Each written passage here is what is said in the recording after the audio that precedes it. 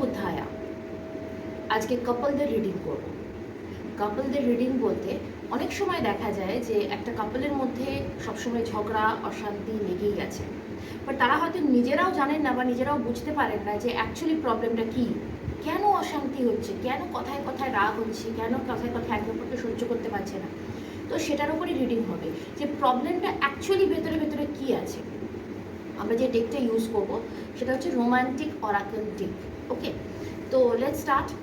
তো দেখে নেওয়া যাক কী কী কার্ড এসেছে। ওকে, এখানে কার্ডসগুলো আপনারা দেখতেই পাচ্ছেন। ফার্স্ট কার্ড যেটা দেখাচ্ছে,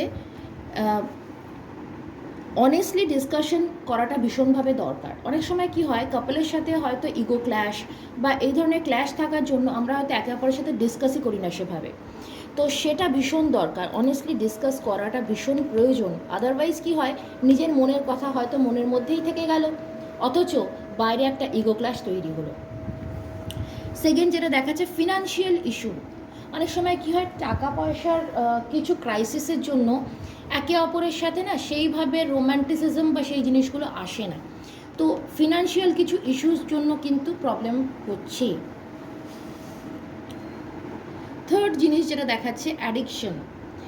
আপনাদের মধ্যে মানে এই কোনো একটা কাপলের মধ্যে অ্যাডিকশনটা একটা বড় সমস্যা হয়ে দাঁড়িয়েছে, তো সেটার দিকে একটু লক্ষ্য দিন। এবং the fourth one is self respect. আপনি যদি নিজেকে রেসপেক্ট করেন তাহলে দেখবেন হয়তো আপনার পার্টনার যিনি আছেন তিনি আপনার প্রতি আরও বেশি অ্যাট্রাক্টেড হবেন।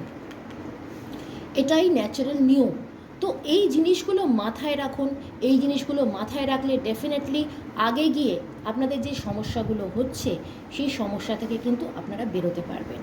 বুঝতেই পারলেন যে কাপল রিডিংয়ের ক্ষেত্রে কিভাবে হয়, কি কি প্রবলেমস সেটা আপনি বেরিয়ে আসে, এবং সেগুলোর উপরে কাজ করলে কিন্তু আগামী দিনে গিয়ে যে প্রবলেমগুলো হচ্ছে সেগুলোকে ফেস করতে হয় না।